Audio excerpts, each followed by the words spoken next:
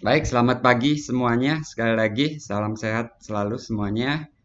Baik-baik kan? Setelah ujian nggak nggak jadi pusing kan? Terakhir ujian apa ya? Ujian matematika ini kan? Sabtu lalu ya. Oke, Sabtu besok ujian apa?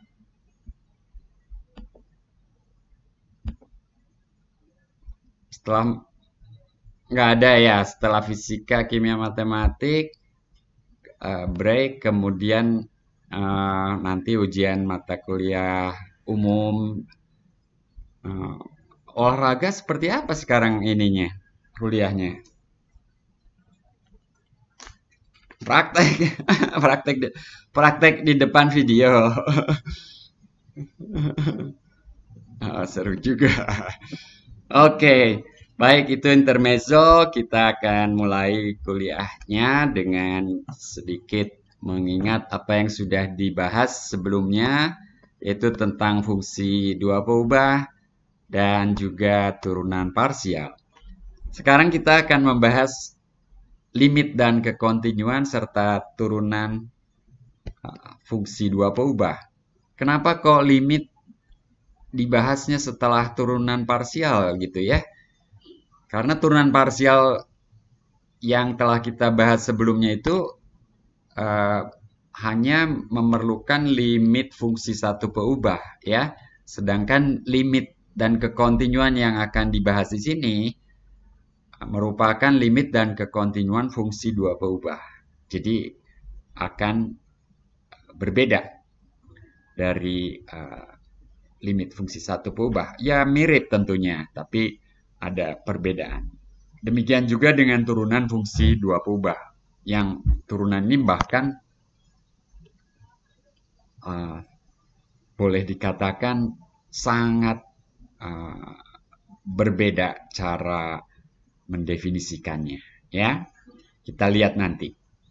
Kita mulai dengan limit dan kekontinuan. Mohon diperhatikan baik-baik. Nanti Anda harus bisa menentukan limit fungsi dua peubah, termasuk menyimpulkan bahwa limitnya tidak ada kalau memang limitnya tidak ada begitu ya.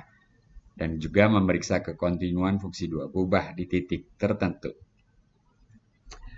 Baik, diberikan suatu fungsi dua peubah, sebutlah Z sama dengan fxy. Bayangkan apalah ya. Jadi bayangkan supaya ada bayangkan Z sama dengan X kuadrat tambah Y kuadrat gitu ya.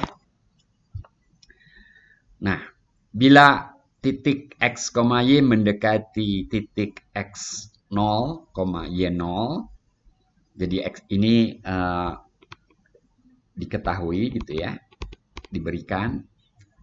Apa yang terjadi dengan fxy? Apakah nilai fxy mendekati nilai f di x0, y0 tersebut gitu. Jadi bayangkan kalau x, y di sini ya, fx, y barangkali di situ kan.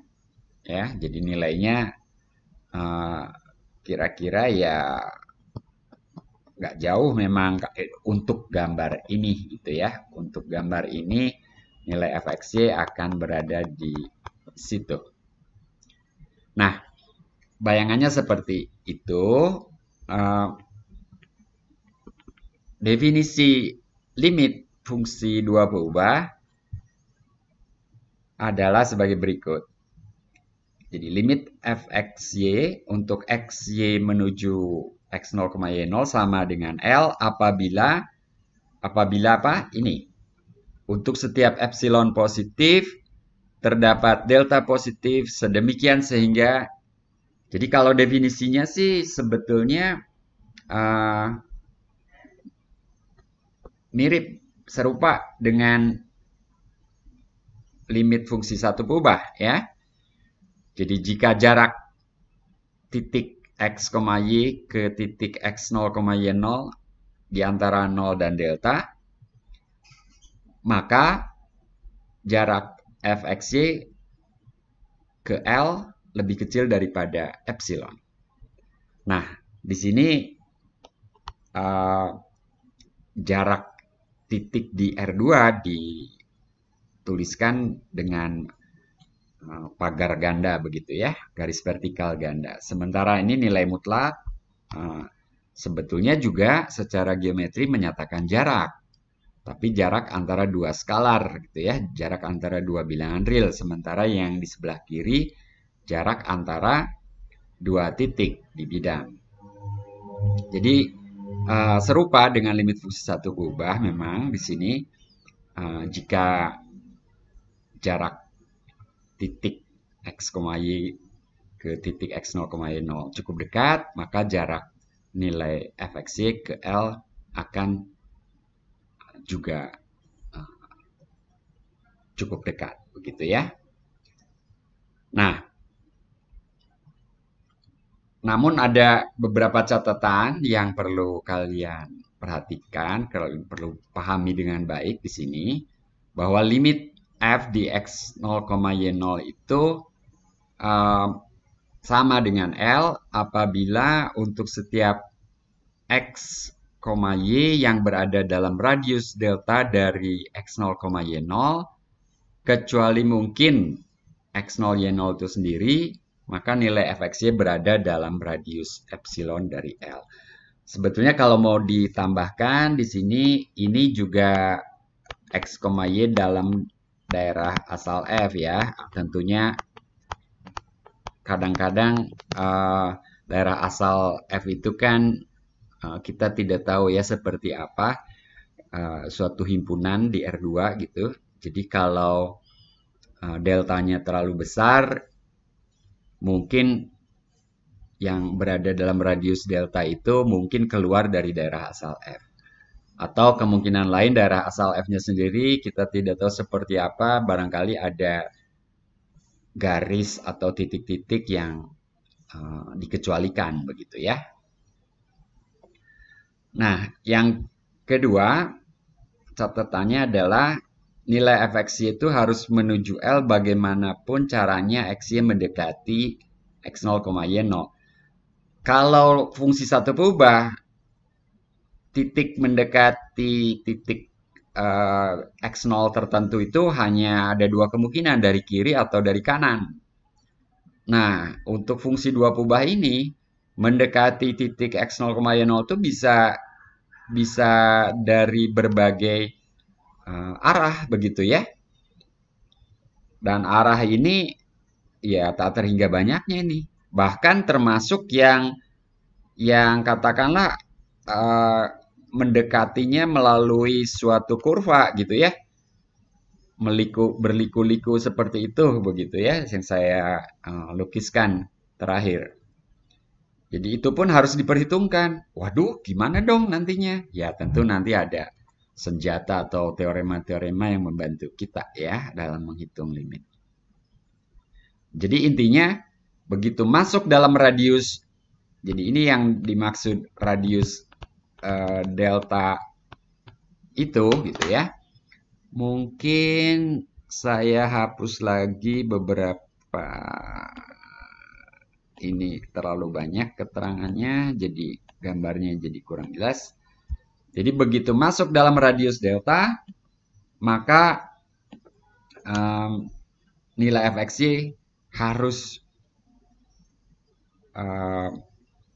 tidak terlalu jauh dari L. Ya, jadi jaraknya ke L kurang dari epsilon gitu ya. Jadi epsilon ditentukan, kita cari delta untuk f untuk x, y yang berada dalam radius delta dari x0, y0, nilai fxy ada dalam radius epsilon dari L gitu ya. Nah, kapan limit fungsi dua berubah tidak ada? Kalau melalui lintasan berbeda, f menuju nilai yang berbeda, maka fungsi tersebut tidak mempunyai limit di x0, y0. Jadi kalau satu berubah kan dari kiri berbeda dengan dari kanan gitu ya limitnya. Udah, itu limitnya tidak ada. Tapi kalau di sini ada dua lintasan berbeda, minimal dua ya, dua lintasan berbeda. Nilai yang dituju oleh F itu ternyata tidak sama. Termasuk kalau dalam satu lintasan limitnya tidak ada, termasuk itu gitu ya, kemungkinan itu. Kita akan lihat nanti contoh-contohnya. Nah, contoh pertama yang mudah dan ini nantinya tinggal Anda pakai saja adalah polinom ya. Jadi contoh pertama kalau fungsinya merupakan polinom dan fakta ini dikenal sebagai teorema substitusi karena yang dilakukan nantinya adalah mensubstitusikan nilai X dan Y tertentu begitu ya. Tergantung di mana kita ingin menghitung limitnya. Jadi jika f x y merupakan polinom dalam x dan y yakni bentuk ini. Jadi ini yang disebut polinom. Nah, ini polinom dalam dua peubah tuh seperti ini. Jadi contohnya f x y sama dengan x kuadrat tambah xy tambah y kuadrat. Ini polinom nih, gitu ya. Ya, jadi semua yang berbentuk sigma Cij X pangkat I Y pangkat J. Jadi jika fxy merupakan polinom dalam X dan Y, maka limit fxy untuk X, Y menuju A, B sama dengan f A, B. Jadi di sini kita mensubstitusikan X sama dengan A dan Y sama dengan B ke dalam rumus F. Dan hasilnya nilai FAB tersebut akan sama dengan limit fxy untuk xy menuju AB gitu ya. Nah, demikian juga dengan fungsi rasional dua peubah. Jadi fxy sama dengan pxy per qxy dengan p dan q polinom, maka berlaku ini. Limit fxy untuk xy menuju AB sama dengan PAB per QAB. Asalkan QAB tidak sama dengan 0. Gitu ya. Jadi contohnya berapa limit xy menuju misalnya 1,2 dari polinom ini? Ya tinggal masukkan aja 1 kuadrat tambah 1 kali 2 tambah 2 kuadrat. Sama dengan berapa tuh? 1 tambah 2 tambah 4, 7 gitu ya. Itu contohnya seperti itu. Juga berapa limit X? Oops, maaf. Ini saya mau nulis X menuju sesuatu. Ini kan dua peubah ya. Dua peubah. Ya ampun, hilang. Ya ilah, hilang.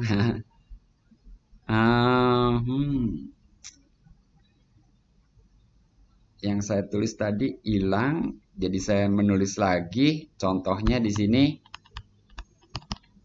limit X, Y menuju 1,2, misalnya X kuadrat tambah XY tambah Y kuadrat per katakanlah apa ya? Katakanlah X pangkat 3 tambah Y pangkat 3 gitu. Ya ini tinggal disubstitusikan aja juga. Jadi 1 kuadrat tambah 1 kali 2 tambah 2 kuadrat per 1 pangkat 3 tambah 2 pangkat 3 gitu. 7 per 9. Gitu ya. Di monitor Syahswana.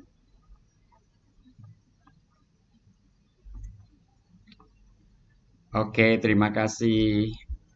Nah, lalu ini ada teorema Apit, tidak saya tuliskan. Masih ingat nggak teorema Apit bunyinya seperti apa? Saswana ingat nggak? Kira-kira apa? Jika ada 3 fungsi, sebutlah f, g, dan h. Katakanlah di paling kiri f. fxy lebih kecil atau sama dengan apa ya? Teorema Apit bunyinya gimana? Tinggal dimodifikasi aja untuk fungsi dua peubah. Jadi jika fxy lebih kecil atau sama dengan gxy lebih kecil atau sama dengan hxy, untuk gitu ya, saya tulis informal aja untuk xy di sekitar x0, y0. Maaf, itu y-nya kurang. Lalu apa hasil mana? Jikanya masih harus ditambah nih. Dan apa? Masih ingat nggak prinsip Apit? Teorema Apit? Saswana, monitor. Aduh, pengapit kiri dan pengapit kanannya harus gimana?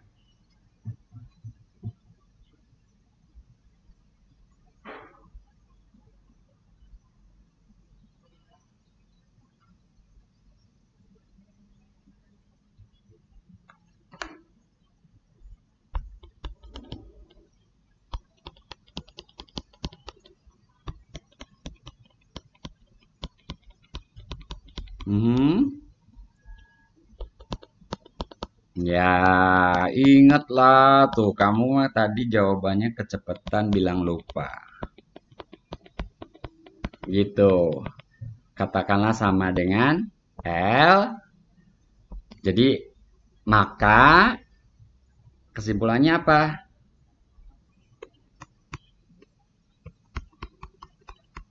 Iya, gitu ya, teman-teman semua. Oke, jadi yang namanya teorema Apit itu ada fungsi yang diapit oleh dua buah fungsi lainnya, sebelah kiri dan sebelah kanan, dan pengapitnya itu mempunyai limit yang sama di titik tertentu, maka yang di tengah, yang diapit oleh di kiri dan kanan itu akan punya limit yang sama juga, gitu ya.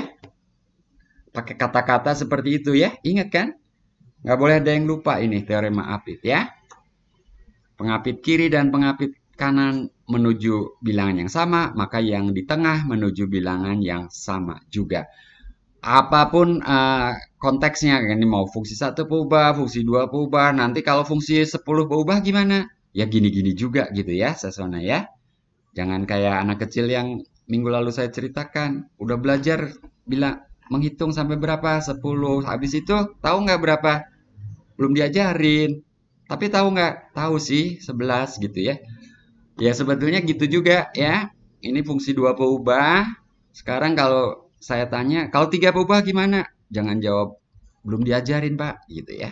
Jadi Anda harus punya kemampuan melihat pola ya, menggeneralisasi. Oke.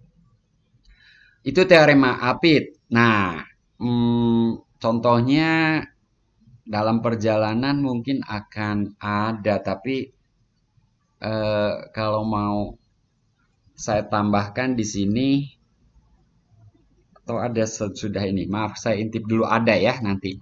Oke, ada beberapa contoh yang kita bahas. Pertama yang ini tadi sudah diberikan juga contoh teorema substitusi ya. Jadi X dan Y istilah informalnya masukkan aja nilai nilai yang apa titik yang ditujunya gitu ya. Jadi X-nya sama dengan 3, Y-nya sama dengan 4 gitu ya. Nah, tapi tentunya ketika kita mensubstitusikan mendapatkan bentuk yang seperti ini, yang pembilangnya menuju 1, penyebutnya menuju 0, maka limit ini tidak ada. Kita vonis tidak ada langsung. Kalau 0 per 0 baru kita berpikir ya, kalau 0 dibagi 0 itu bentuk tertentu yang akan kita hadapi juga nanti dalam pembahasan limit fungsi dua kubah ini. Tapi begitu pembilangnya menuju 1, penyebutnya menuju 0 sih ya pasti tidak ada gitu ya. Karena kita dapat menunjukkan bentuk ini nilainya bisa sangat besar. Ya. Menuju tak terhingga jadinya. Ya. Menuju tak terhingga itu tidak ada. Jadi 1 tambah XY per ini bisa bernilai sangat besar. Ya. Lebih besar daripada berapapun ketika untuk gitu ya, untuk X, Y, untuk X, Y yang untuk X, Y yang cukup dekat ke 0,0. Silakan kalau ada yang mau bertanya, interupsi aja ya. Nah, yang tidak ada seperti apa? Limit. Tadi tidak ada, tapi tidak adanya itu karena nilainya menuju tak terhingga. Nah, yang juga tidak ada, tapi karena alasan lain, ini contohnya. Jadi ini bentuk fungsi rasional dua kubah ya. XY per X kuadrat tambah Y kuadrat. X, Y menuju 0,0. Perhatikan di sini kalau kita substitusikan begitu saja, maka kita mendapatkan bentuk 0 per 0. Nah, tapi nggak ada L'Hopital untuk fungsi dua kubah ya. Ya. Intinya sih sama, begitu 0 per 0 kita harus berpikir keras untuk menyimpulkan limitnya ada apa tidak. Apakah ada L'Hopital? Tidak ada di sini. Ya. Nah, penjelasan mengapa limit itu tidak ada, kalau kita tinjau sepanjang garis Y sama dengan MX, kalau kita tinjau sepanjang garis Y sama dengan MX, apa yang terjadi? Di sini Y sama dengan MX dituliskan di situ, maka ini tinggal X saja. Jadi Y-nya disubstitusikan. Pembilangnya jadi MX kuadrat. Penyebutnya X kuadrat tambah M kuadrat per X kuadrat. Nah, kita lihat X-nya terhapus. X-nya coret. Ya. Jadi ini tinggal 1 tentunya. Jadi M per 1 tambah M kuadrat yang bergantung pada nilai M. Ingat Y sama dengan MX itu seperti apa? Y sama dengan MX. Y sama dengan MX itu Y sama dengan MX. Itu ya dari kanan, dari kiri. Ini untuk M yang sama, untuk M yang lain dari situ. Ya. Ini M1 lah katakan, ini Y sama dengan M2. Belum lagi yang lain lagi. Dari dua garis lurus saja, ini akan menghasilkan dua nilai yang berbeda. Betul? Ya? Betul ya, saya Suwana ya. Jadi, kesimpulannya tidak ada nilai tertentu yang dituju ketika XY menuju 0,0. Jelas ini? Ada pertanyaan?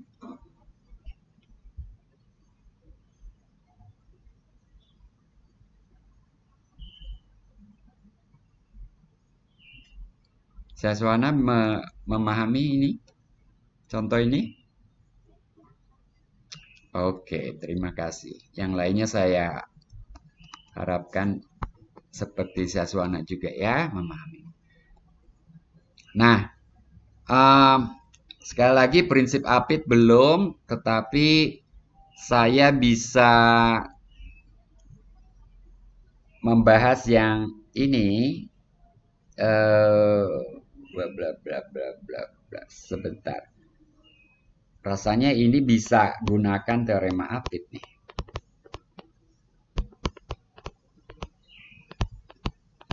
Nah, jadi tentu menggunakan teorema APIT itu kalian harus mencari pengapitnya ya. Saya beri contoh pengapit sebelah kirinya 0. Mudah kan? Kenapa 0? Karena pembilang dan penyebut tidak mungkin negatif ya. Jadi sesuatu yang positif dibagi sesuatu yang positif, ya hasilnya juga positif atau paling kecil ya 0 gitu ya. Betul ya? Nah, pengapit kanannya. Ada yang tahu?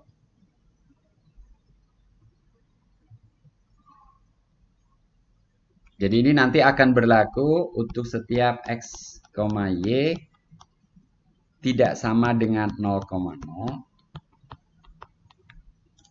Pengapit kanannya, ayo ada yang tahu nggak? Siapa ya? Rizky Salsabila? Iya, pengapit kanannya apa? Ayo.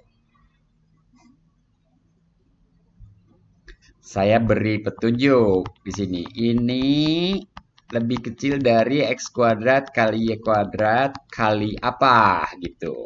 Itulah nanti pengapit kanannya. Gampang kok.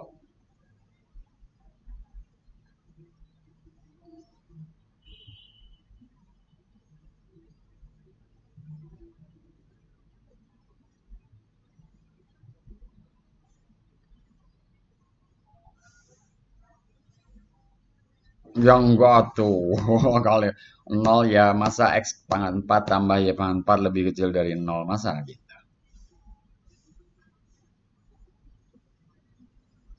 Tuh kelihatan, lihat pangkatnya dong. Lihat pangkatnya. Yang di kanan boleh lebih besar nanti hasil kalau dikalikan. Kalau ini kali ini hasilnya jadi lebih besar dari X pangkat 4 tambah Y pangkat 4. Kelihatan loh itu.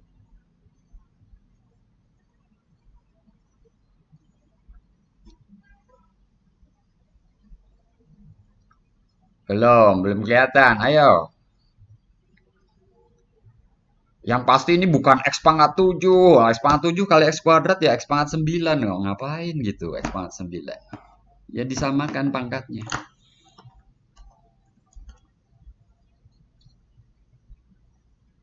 Kira-kira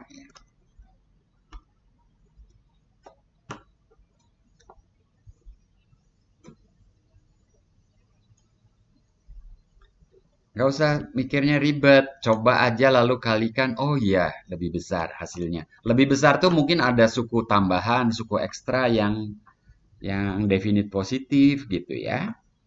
Jadi ini kan bukan sama dengan ini, bukan sama dengan ya, ini bukan sama dengan ini kan lebih kecil itu. Oke, yang lain ada yang tahu? Iya, gitu aja, Rizky. Kan kalau dikalikan jadi apa? Kalau dikalikan kan jadi X pangkat 4 tambah 2X kuadrat Y kuadrat tambah X Y pangkat 4. Nah, ada tambahan ini kan jadi lebih besar dong gitu. Karena tambahan ini definit positif ya kan? Gitu. Gampang kok. Cuman kalian mungkin belum pengalaman, takut-takut. Motret tuh di SMA mungkin hanya yang pasti-pasti. Konon ada, kalian tahu nggak? Dulu matematika tuh orang tua tuh menerjemahkan matematika tuh dengan nama apa? Mata pelajarannya. Ada yang tahu nggak dari kakek atau nenek cerita? Tahu nggak, Eval? Ilmu pasti katanya. Pernah dengar kata ilmu pasti? Nah itu terjemahan dari bahasa Belanda mungkin gitu ya. Wiskunde apa gitu ya. Jadi tapi terjemahan itu nggak tepat untuk matematika. Sebetulnya matematika banyak ketidakpastian, artinya juga banyak ketaksamaan, banyak taksiran ya. Ya, kita tidak bekerja dengan sama dengan terus gitu ya. Kita banyak bekerja dengan yang simbol begini juga gitu ya. Apa itu dibacanya? Kira-kira sama dengan gitu ya. Gitu. Nah, kalian di SMA mungkin terlalu yang sama dengan semua ya. Ini para guru kalau mendengarkan juga jangan diajarkan yang sama dengan saja gitu ya. Ketaksamaan pastinya diajarkan juga, tapi eh, bukan menyelesaikan pertaksamaan, tapi menghasilkan pertaksamaan gitu loh. Itu juga penting gitu ya. Dan seperti barusan ini kan menghasilkan suatu eh, ketaksamaan dalam hal ini. Ya. Nah, limitnya berapa yang di kanan ini? Rizky, ini harus bisa Rizky. Berapa limitnya? Rizky memonitor. Ya, berapa limitnya? Tinggal pakai teorema yang tadi. Nggak usah ribet.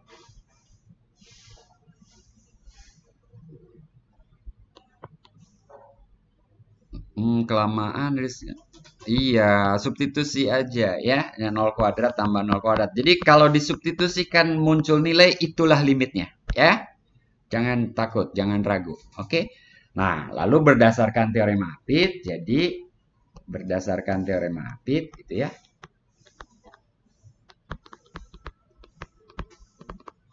Berdasarkan teorema Apit, limit yang di tengah itu, tempatnya udah mau habis.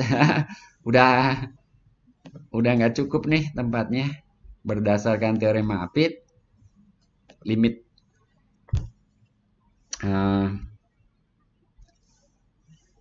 nulisnya udah nggak cukup ya. Limit ini sama dengan 0. Ini saya tulis di sini aja ya, sama dengan 0. Oke? Itu contoh. Ada pertanyaan?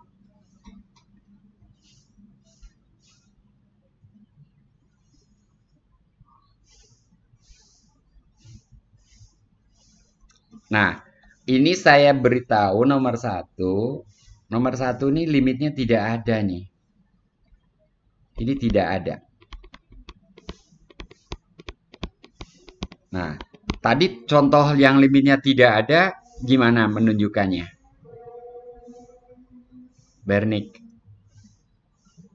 Bernik memonitor. Untuk contoh yang tidak ada, kira-kira bagaimana nih menunjukkannya? Nah, kalau pakai Y9MX, apa yang terjadi di sini? Pembilangnya jadi M kuadrat X pangkat 3. Oke.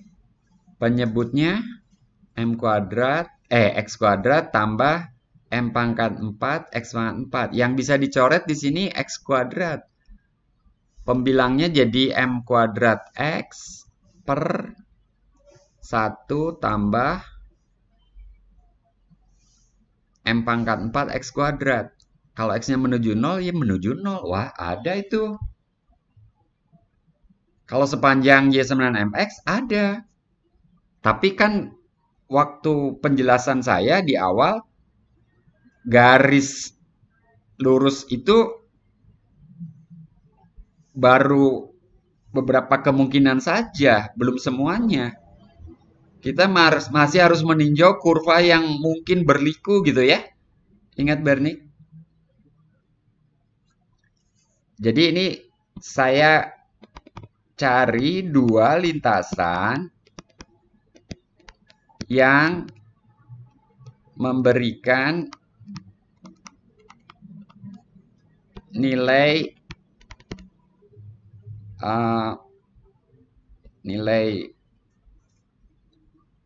saya mau nulis limit nih, tapi kan bukan limit. Limitnya kan nanti nggak ada ya. Ya, saya tulis nilai limit berbeda gitu ya. Ada yang tahu lintasannya apa? Bukan MX semuanya. Tentu salah satu boleh. Misal Y sama dengan X salah satu. Dan Y sama dengan apa? Kalau Y sama dengan X. Bernik, kalau Y sama dengan X, pembilang X pangkat 3. Penyebut X kuadrat per X pangkat 4. Ya kan? Coret X kuadratnya, pembilang tinggal X, penyebut 1 tambah apa?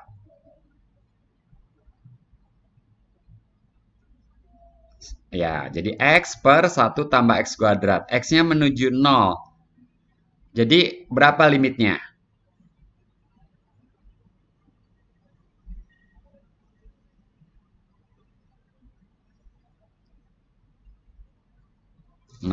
Kalau sepanjang Y sama dengan X, limitnya 0. Nah, sekarang sepanjang apalagi yang limitnya bukan 0?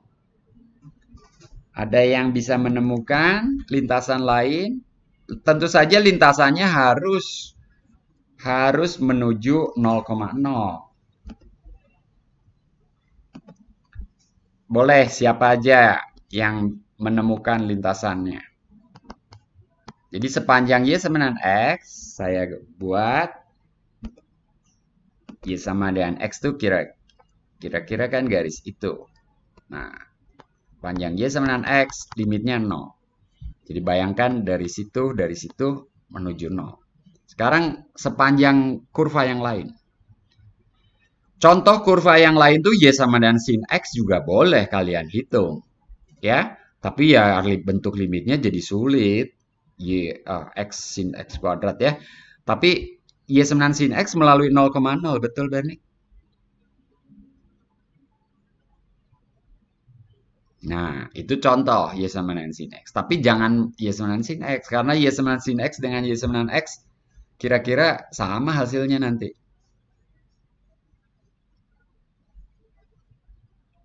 Ada yang lain? Tidak harus Bernie. Ceplas-ceplos aja deh.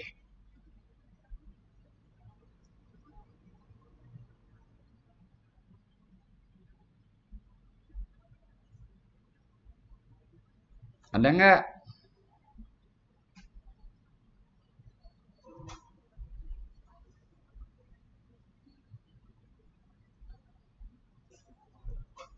Raymond?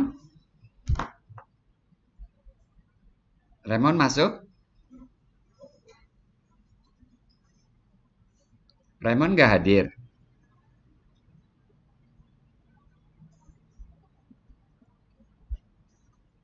Raymond nggak hadir ya? Saya cari mana? Oh iya, si Raymond kemana?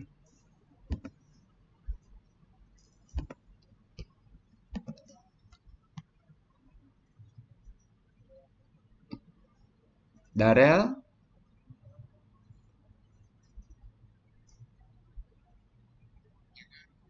Tahu nggak sepanjang lintasan apa yang nanti limitnya beda?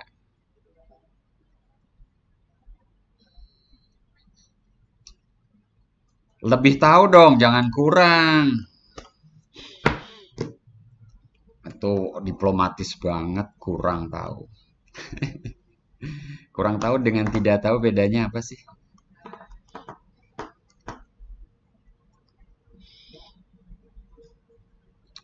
Cari ya. Oke, intinya itu. Yang pasti bukan Y sama dengan sekian X gitu ya. Bukan Y sama dengan MX. Oke? Kan masih banyak kurva yang melalui 0,0 ya. Seperti itu juga bisa gitu ya. Tapi tentu saja jangan kurva yang persamaannya aja kalian nggak tahu gitu ya. Oke?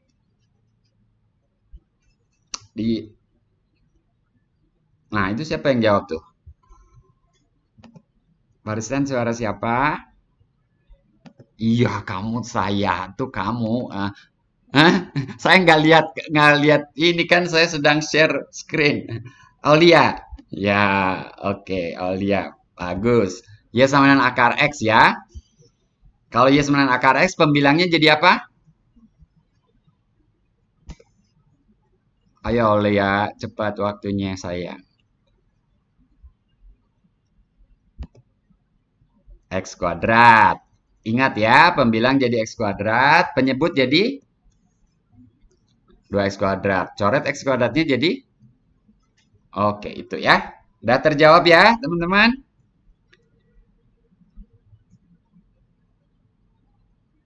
Aduh, siapa tadi sebelum Aulia tuh tadi yang saya tanya siapa? Bernik ya? Atau ya Raymond kan nggak ada. Yang kurang tahu tadi siapa? Saya lupa. Ayo cepet. Enggak, yang kamu siapa namanya? Darel. Aduh, saya pelupa ini. Darel udah terlalu ini apa banyak nama yang saya sebut yang tadi jawab kurang tahu. Kamu Darel ya. Sekarang udah tahu ya? Udah tambah tahu ya? Oke, jadi nanti ditanya lagi udah lebih tahu ya. Nah, kekontinuan mah tinggal nambah satu langkah aja. Kalau limitnya sama dengan nilai fungsi di titik tersebut, maka fungsinya kontinu. Sebagai contoh, polinom kontinu di setiap titik. Demikian juga fungsi rasional. Fungsi rasional juga gitu ya. Rasional juga kontinu di setiap titik dalam daerah asalnya. Nah, dalam daerah asalnya penyebutnya nggak boleh 0. Lalu bila dikomposisikan dengan fungsi skalar, ini fungsi skalar,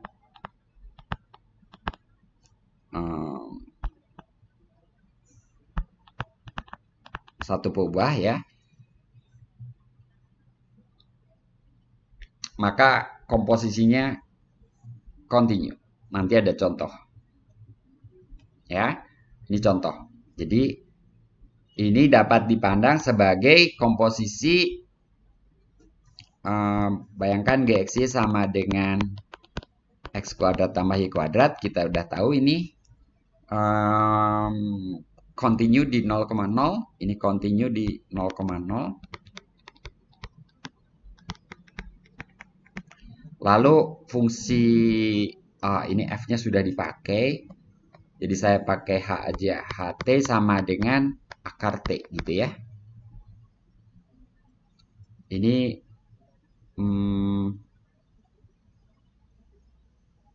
sebentar. Ya, continue kanan sih ini ya.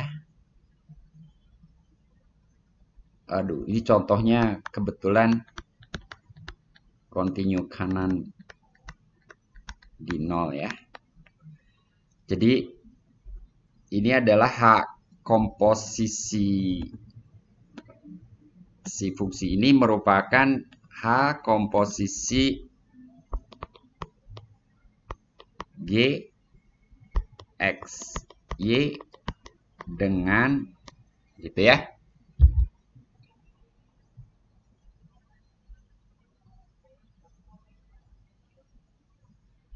Dan gitu. Jadi teorema yang sedang Anda lihat ini memberitahu Anda kalau fungsinya merupakan komposisi dua buah fungsi kontinu antara fungsi dua peubah dan fungsi skalar gitu ya. Maka hasilnya fungsi yang kontinu juga. Nah, lalu ingat nggak kita pernah membahas turunan parsial, lalu ada contoh bagaimana menentukan turunan parsial kedua, dan masing-masing turunan parsial punya dua turunan parsial, jadi ada 4 turunan parsial kedua dari suatu fungsi dua peubah. Lalu kita tertarik dengan turunan parsial kedua campuran fxy dan fyx. Nah, ini teorema sebetulnya. Jadi ini teorema. Jika turunan kedua parsial kedua tersebut kontinu pada suatu cakram di sekitar A, B, maka turunan parsial kedua campuran itu akan sama. Ya.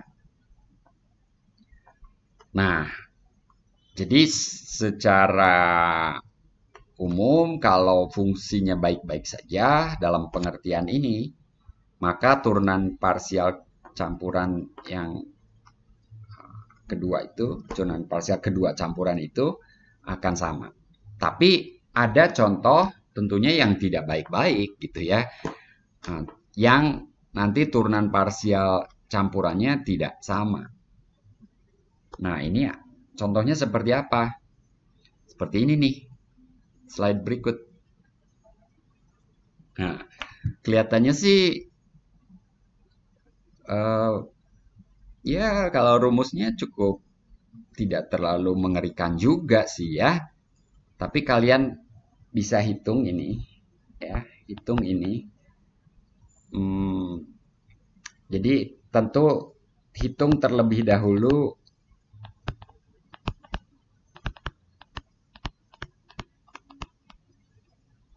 fx dan fy ya. Di 0,0 dan sekitarnya. Harus tahu sekitarnya juga karena nanti kita akan menurunkan.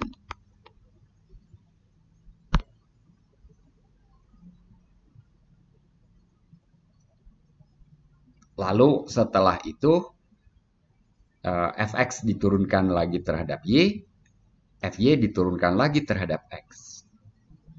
Apakah hasilnya sama? Jawabannya ini tidak. Bocorannya begitu. Kan ini contoh setelah pembahasan tadi ya. Ini saya nyatakan sebagai PR saja ya. Saya beri waktu cukup lama deh. Sabtu ini nggak ada ujian ya? Waduh, kalau gitu dikumpulkan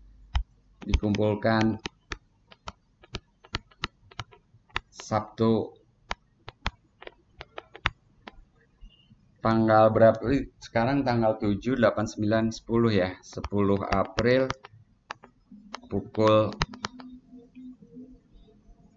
pukul berapa? Pukul 12 siang aja ya. 12 siang ini. Nanti saya tagih di MS Teams ya. Oke. Baik. Sementara itu ada pertanyaan? Jeda dulu 2 menit. Kalau ada pertanyaan silahkan diajukan.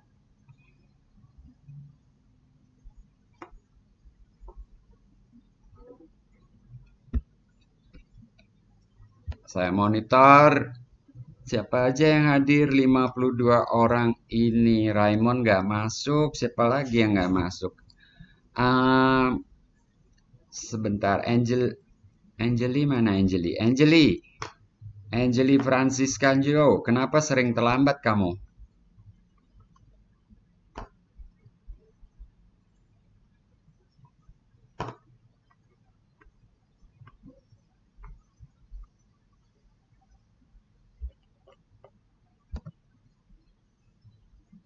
Ya, kenapa sering terlambat sih kamu, Angeli?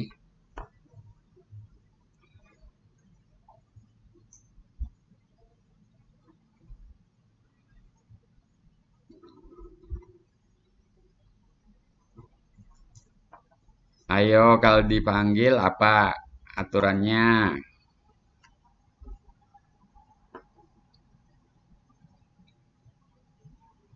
Nah, kenapa sering terlambat kamu? Aduh, bentrok gitu ya. Bentrok sama tidur ya. Dinyalakan alarmnya ya. Oke, Angeli. Ariel, Ariel Graham.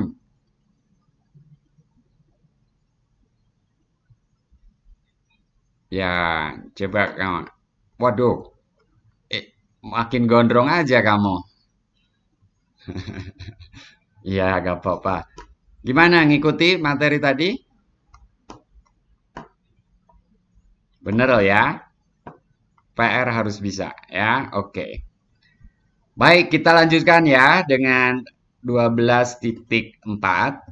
Saya akan share screen lagi. 12.4 ini turunan fungsi dua peubah.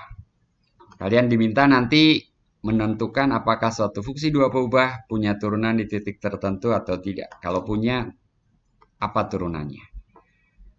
Nah, kita sudah membahas turunan parsial. Tapi turunan parsial itu tidak cukup untuk memberitahu kita nilai fungsi di sekitar titik tersebut. Kecuali dalam arah sejajar sumbu X dan sumbu Y saja. Jadi kalau saya bertanya, uh, ini P ya, maaf. Katakanlah ini titik P di sini. Ini X0, Y0. Kalau saya bertanya nilai untuk nilai X, Y di sini, untuk X titik X, Y di situ, nilai Fx, Y, apakah nilai Fx, Y dekat dengan Fx0, Y0? Apakah gitu ya? Tadi kita sudah belajar limit. Uh, itu limit jawabannya. Ya, ini limit. Lalu kalau bertanya, dapatkah kita menghampiri dengan lebih baik, gitu ya? Menghampirinya dengan lebih baik. Kalau fungsi satu peubah, jawabannya dengan garis singgung kan? Ya kan? Sama ini juga. Jawabannya turunan. Ya, ini tadi maaf kekontinuan ya, lebih persisnya kekontinuan nih, kontinuan tadi.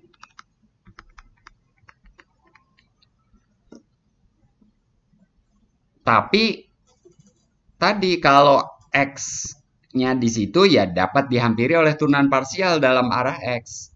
Maaf kalau bukan di situ salah saya. Tapi kalau X0-nya ditambah H, Y0-nya tetap gitu ya. X0 ditambah H, Y0-nya tetap. Itu turunan parsial terhadap X. Kalau X0-nya tetap, Y-nya ditambah Y-nya ditambah H, ditambah K gitu. Itu penghapusnya nggak jalan ya udah. Turunan parsial terhadap Y. Nah, bagaimana sekarang kita mendefinisikan turunan fungsi dua peubah? Nah, maaf, jalan sendiri tuh. Oke.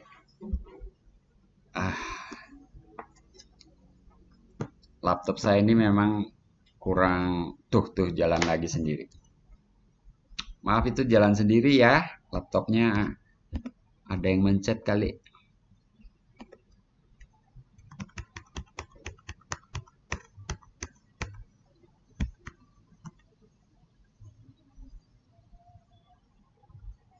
Oke, tenang dulu. Mungkin tadi saya nggak sabar.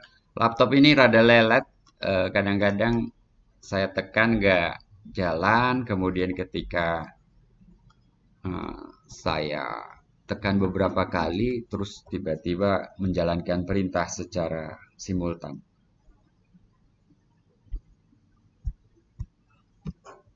Ini saya mau menghilangkan ini,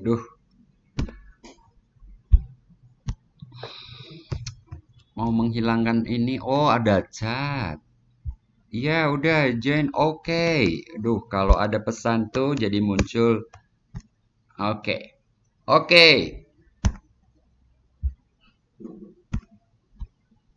Nah, jadi bagaimana kita mendefinisikan turunan untuk fungsi dua peubah? Oh, jalan lagi sendiri. Ya ampun.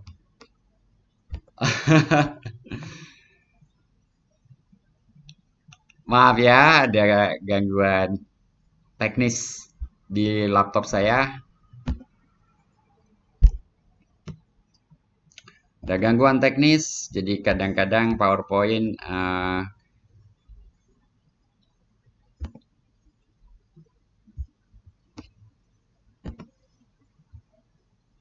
di luar kehendak saya show sendiri. Streaming masih oke. Saya kembali ke Zoom. Saya share screen lagi ya, kita. Oke.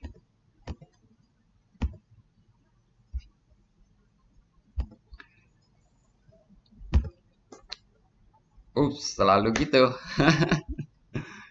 Oh my God, what happens?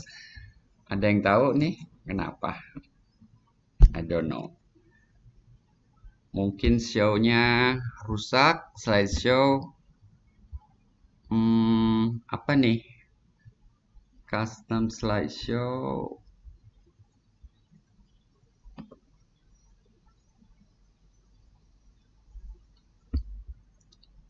I don't know.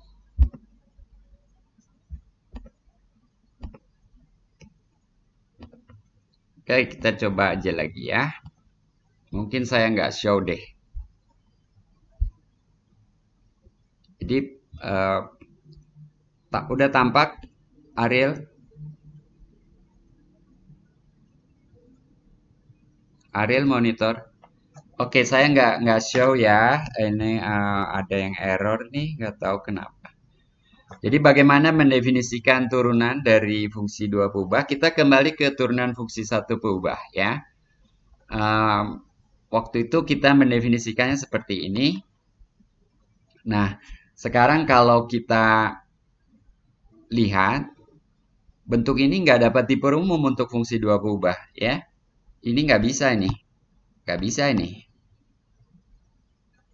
Kenapa? Pembagian dengan vektor kan tidak ada ya. Jadi gimana dong? Nah, kita lihat kembali turunan fungsi satu peubah itu. Ketika kita tahu bahwa turunannya mempunyai turunan, katakanlah sama dengan n, maka kita mempunyai hampiran secara lokal. Jadi f di sini linear secara lokal, yaitu persamaan garis singgungnya kan. Khususnya kalau kita ambil bagian ini saja, maka ini bagian linear namanya. Bagian linear. Kalau kita ambil bagian linearnya saja, maka kita dapatkan persamaan garis singgung. Ini sebagai galat gitu ya. Galatnya. Bagian linear ini sebagai hampirannya. Nah, galatnya tuh punya sifat ini. Kalau dihitung, ini tidak lain yang limit dalam definisi turunan, dihitung selisihnya dengan M, itu akan sama dengan 0. menuju 0. Gitu ya. Oke, Anda bisa nonton ini lagi, cerna ini lagi nanti ya. Nah, sebaliknya, jadi yang tadi itu bolak-balik. Jika sekarang F-nya linear secara lokal, dengan jika ini dan ini, maka F akan punya turunan. Kalau tadi jika F mempunyai turunan ya. Balik lagi. Yang tadi itu jika F mempunyai turunan, maka F linear secara lokal. Oke? Sekarang jika F linear secara lokal, maka F mempunyai turunan. Jadi kondisi atau kriteria linear secara lokal itu sama dengan kriteria eksistensi turunan. Itu yang Anda lihat. Ya, itu yang diperlihatkan dalam 2 slide ini. Nah, ingat itu baik-baik. Sekarang itu kita gunakan untuk mendefinisikan turunan fungsi 2 peubah. Jadi fungsi 2 peubah itu dikatakan mempunyai turunan di titik AB jika F linear secara lokal di sekitar titik tersebut. Maksudnya apa? Maksudnya ini. Ya. Ingat, di ruas kanan ini ada 2 komponen yang saya mau ganti warna. Yang ini kok masih merah juga. Oh, sebentar, ganti warna itu. Nah, yang di dalam ini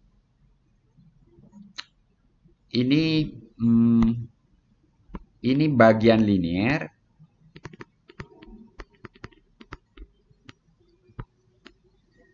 Lalu yang kedua, ini adalah apa? Galatnya. Perhatikan bagian linearnya itu berupa konstanta Fp ditambah vektor Fxp, Fyp, masing-masing komponen merupakan turunan parsial, dot H. Ya. Kalau tadi cuma M kali H, sekarang vektor dot vektor. Nah, Fp tambah suku ini tidak lain persamaan bidang singgung. Nanti kita akan bahas persamaan bidang singgung. Ya, jadi kalau tadi garis singgung, maka sekarang bidang singgung. Jadi ini setara dengan bidang singgung lah nantinya. Gitu. Dengan epsilon H ada komponen epsilon 1 dan komponen epsilon 2. Jadi epsilon H adalah vektor, lalu H juga vektor, ada komponen pertamanya H1, komponen keduanya H2. Dengan limit epsilon H ini jadi galat di sini sama dengan 0,0. Jadi baik komponen pertama maupun komponen keduanya menuju 0. Oke, terima ini dulu. Dengan notasi vektor yang lebih kompak, kita tuliskan di sini nabla, dibacanya nabla ya. Nabla F di P sama dengan vektor yang komponennya adalah turunan parsial F terhadap X di P dan turunan parsial F terhadap Y di P. Ini disebut turunan atau gradien F di P. Jadi F mempunyai turunan di P jika dan hanya jika, ini definisi ya, jika dan hanya jika kondisi ini ya, nilai F di P plus H sama dengan nilai F di P tambah vektor gradien F di P dot H tambah suku galat dengan suku galat menuju 0, kira-kira gitu. Nah, operator nabla itu disebut operator del. Oke? Beberapa catatan. Jika turunan fungsi satu peubah merupakan bilangan, maka turunan fungsi dua peubah di sini merupakan vektor. Itu yang pertama. Oke? Lalu hasil kali nabla F di P dan vektor diferensial H itu merupakan hasil kali titik. Oke, kita sudah belajar itu. Jadi Anda sekarang jelas kenapa dulu belajar hasil kali titik. Lalu kenapa kemarin ada turunan parsial? Ya, ini semua muncul sekarang di sini ya. Lalu seperti anak yang sudah kenal bilangan 1 sampai 10, sebetulnya dia juga mungkin sudah tahu 11, 12 dan seterusnya ya. Punya kemampuan untuk menggeneralisasi ya. Saya untuk Anda tuh analoginya bukan anak kecil lagi gitu ya, tapi waktu Anda belajar bilangan tahu-tahu Anda udah tahu semua bilangan gitu kan. Bilangan asli terbesar berapa yang Anda sudah pernah pelajari atau Anda ketahui sampai sekarang? Nggak ada bilangan terbesar yang Anda ketahui sampai sekarang. Anda nggak bisa jawab, Anda nggak akan menjawab, Pak saya hanya baru tahu sampai 10 triliun Pak, setelah itu saya nggak tahu. Ah masa gitu kan. Walaupun Anda belum pernah diajari kan bilangan itu gitu ya. Jadi sebetulnya pengetahuan kita tuh tiba-tiba terbangun sendiri gitu ya. Nah, jadi fungsi turunan ketiga, turunan fungsi 3 peubah, turunan fungsi 4 peubah, dan secara umum dalam matematika nanti turunan n peubah gitu ya. N-nya berapapun. Itu ya rumusnya begitu-begitu juga gitu ya. Ini vektor kan bisa di Rn, demikian juga galatnya gitu ya. Ada pertanyaan sampai sini? Kita belum lihat contoh, tapi akan ada setelah itu, tadi sudah terlihat sedikit. Kita langsung ke contoh aja ya. Baik, turunan dari fungsi yang sudah kita sering bahas. Fx sama dengan x kuadrat tambah y kuadrat di titik 1,2 adalah vektor 2,4. Dari mana itu? Turunan parsial terhadap x sama dengan 2x, turunan parsial terhadap y sama dengan 2y. Masukkan x-nya sama dengan 1, y-nya sama dengan 2. Jadi didapat vektor 2,4. Kita cek. Sampai di sini sebetulnya kita belum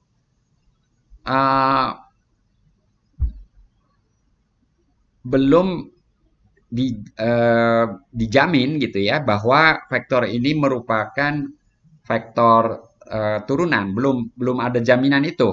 Kita harus mengecek kondisi linear secara lokalnya itu dipenuhi ya. Kita akan cek itu apakah f linear secara lokal.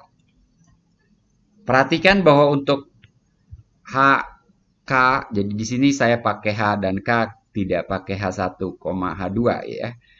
Yang ngetiknya biar lebih cepat aja. Untuk H, K di sekitar 0,0, fungsi F itu ternyata memang linear secara lokal. Kita lihat ini ya. Dari rumusnya 1 tambah H kuadrat tambah 2 tambah K kuadrat. Kita uraikan. Nah, kita perhatikan ada bentuk-bentuk 2H dan 4K itu kita satukan jadi itu. Ya. Oke. Sebelumnya 1 dan 4 kita satukan jadi 5, ya kan? Dan 5 itu adalah di sini nilai F1,2 ya. F1,2 sama dengan 5 ya. Oke. Ini contoh yang cantik, yang mudah, yang jinak ya. Lalu sisanya H kuadrat tambah K kuadrat. Oh, itu ya H K sendiri. Galatnya. Gitu ya. Dan kita tahu berarti di sini epsilon H, K adalah H, K sendiri. Jadi yang di depan ini adalah epsilonnya. Ya. Dan ini kita tahu menuju 0,0. Sesuai dengan ketentuan eksistensi turunan kalau itu terjadi gitu ya.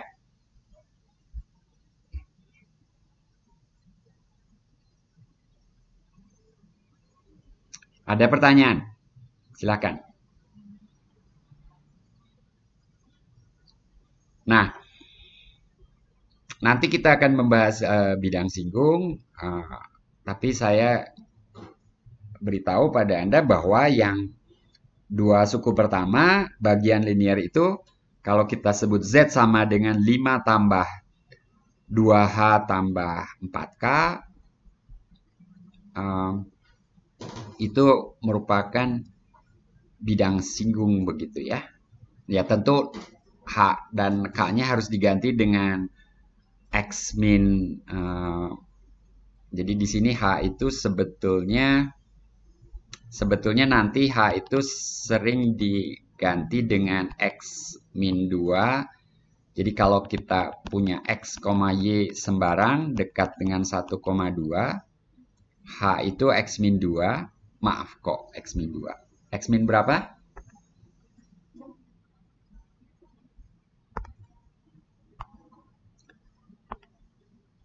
X min 1 dan K di sini Y min 2.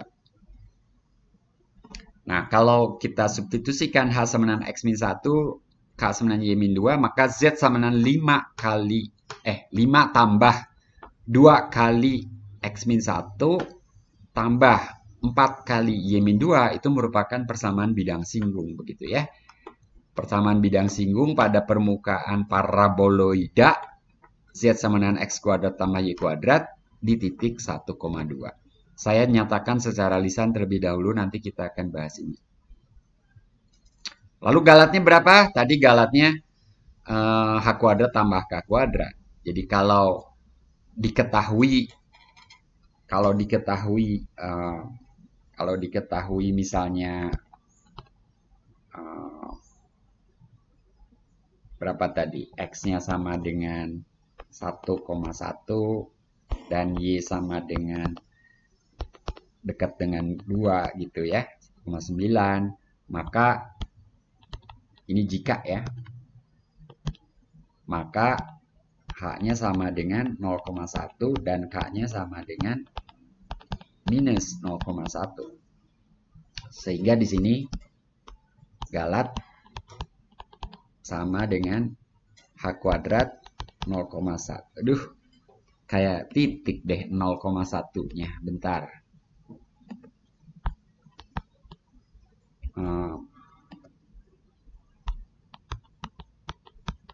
Kuadrat tambah minus.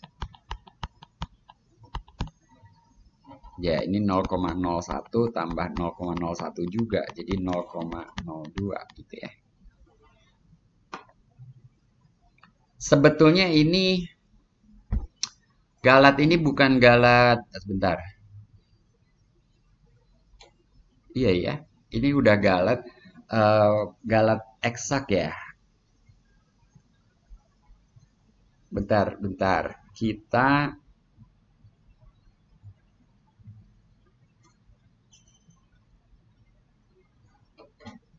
ya, galat ini galat eksak karena kita tahu persis rumusnya. Ya. Ini galat eksak, kita tahu persis rumusnya ya. Rumus epsilon H-nya begitu. Kadang-kadang kita nggak tahu rumus epsilon H-nya. Nah, dalam hal itu nanti kita punya galat hampiran. Kalau ini sama dengan ini. Oke, kapan sebuah fungsi mempunyai turunan turunan fungsi dua peubah itu ya. Jadi teorema ini menyatakan jika f mempunyai turunan parsial fx dan fy yang kontinu pada suatu cakram yang memuat AB, maka f mempunyai turunan di AB. Contoh fungsi yang baik-baik saja seperti fxy sama dengan x kuadrat tambah y kuadrat, mempunyai turunan parsial 2x dan fy sama dengan 2y yang kontinu pada R2, ya, fungsi polinom. Ini dua-duanya fungsi polinom. Turunannya maksudnya ya fungsi f-nya juga fungsi polinom, turunannya fungsi polinom yang kontinu pada bidang. Karena itu f mempunyai turunan di setiap titik. Oke, fungsi polinom mempunyai turunan di setiap titik. Nah, sifat turunan bisa dituliskan, dan walaupun notasinya sekarang agak serem gitu, tapi kalau dibaca ini sama aja dengan dulu. Masih ingat gak siapa yang hafal nih kata-kata saya? Yang pertama, turunan jumlah sama dengan jumlah turunan gitu ya. Bedanya sekarang yang disebut turunan tuh ya vektor gitu ya. Tapi kalau dibaca ya bunyinya gitu-gitu aja. Turunan jumlah sama dengan jumlah turunan. Turunan hasil kali dengan skalar sama dengan hasil kali turunan dengan skalar itu. Atau hasil kali skalar dengan turunan itu. Turunan hasil kali, di sini ini hasil kalinya hasil kali biasa ya, bukan dot ya. Ini hasil kali biasa karena fp dan gp dua-duanya merupakan bilangan real. Jadi ini hasil kali biasa antara dua bilangan real. Turunan dari hasil kali, nah ini seperti turunan dari U kali V gitu ya. U aksen V tambah UV aksen, sama aja sekarang. F turunan G kali tambah G turunan F gitu ya. Jadi turunan dari F kali G sama dengan F kali turunan G tambah G kali turunan F. Kalau dibacakan mungkin begitu ya. Nah ini bukti sifat 3. Ini nabla FG ya.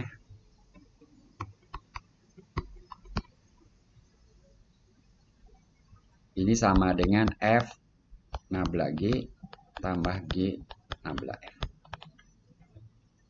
Oke?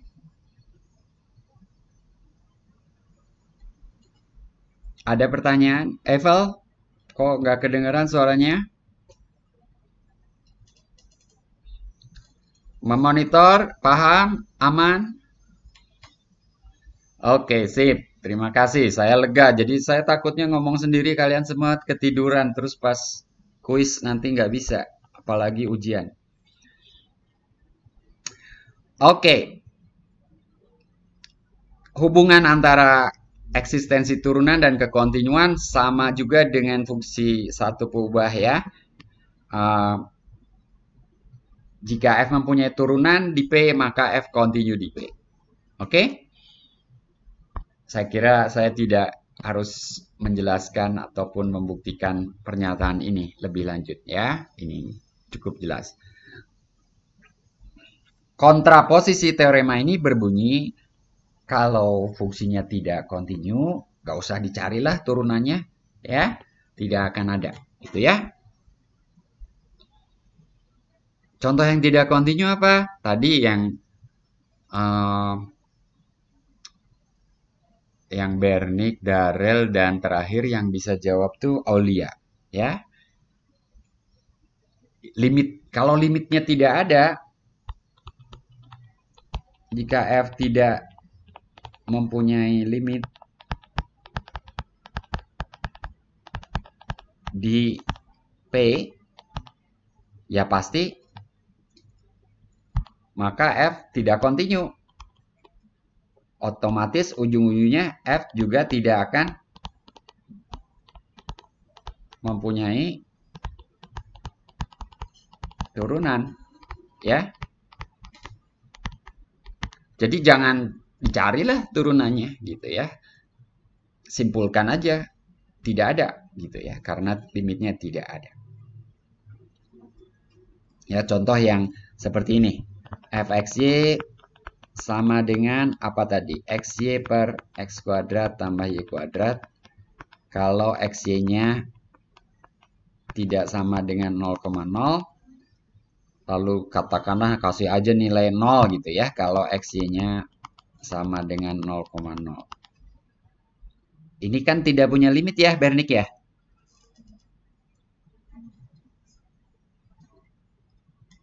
Bernik. Jadi kalau tidak punya limit tentunya tidak kontinu. Kalau tidak kontinu tentunya tidak punya turunan. Kalau dibalik, kalau punya turunan pasti kontinu. Kalau kontinu pasti punya limit gitu ya. Begitu. Tinggal 2 slide lagi tuh. Ada pertanyaan nggak?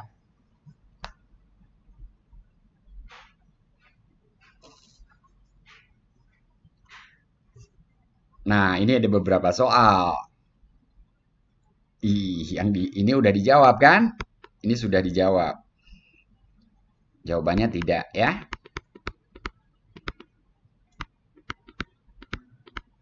Yang nomor 2, tebak dulu. Tebak aja cepat. Punya apa tidak? Nah, sebelum tebak, saya harus memastikan kalian ingat nggak grafiknya. Grafiknya berupa apa nih? Pilih. Bola, elipsoida, paraboloida, atau kerucutoida. Maaf, kerucut.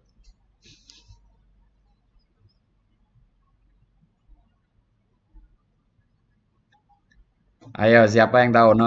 Naura? No.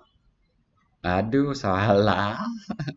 Itu kalau soal pilihan ganda udah salah tuh. Kalau paraboloida nggak pakai akar dong. Bola salah, dua orang udah salah. Wah, salah yang ketiga, ya ampun. Kerucut, teman-teman. Kalau Y sama dengan 0, akar X kuadrat itu apa?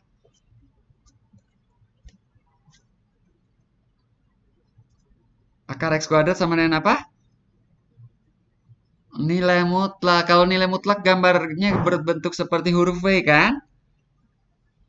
Nah, bayangkan huruf V diputar. Jadinya kerucut. Kan sudah kita bahas. Oke?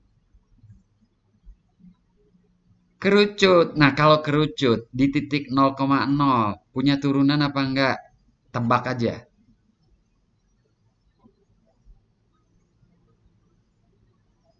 Punya turunan enggak, Naura? Kerucut di titik 0,0. Di titik puncak yang di bawah tapi puncaknya terbalik ya. Kerucutnya kan terbalik. Naura? Punya turunan apa enggak? Di titik 0,0 puncak kerucut yang lancip itu.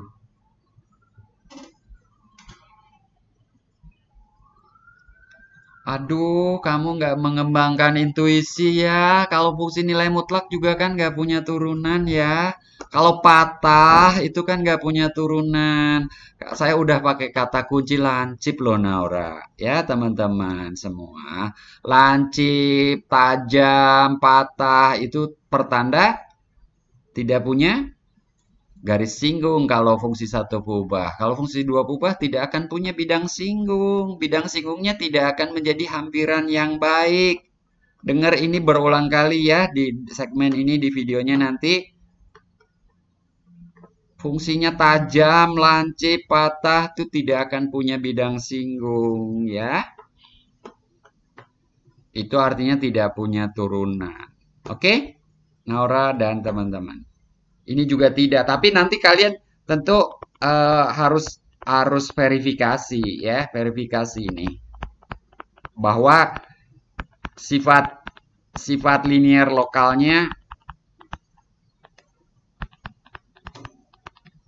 tidak dipenuhi ya.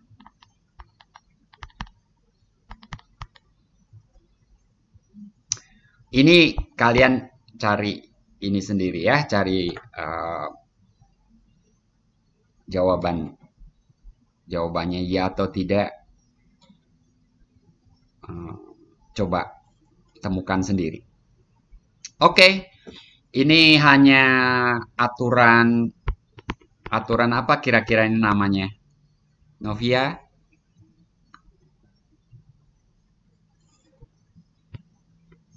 aturan apa nih namanya? Aduh, kiamat. Tuh bentuk apa ini? Hasil bagi Novia, makanya ya tuh kamu jangan sambil ini, sambil apa? Main Instagram ngikut kuliahnya.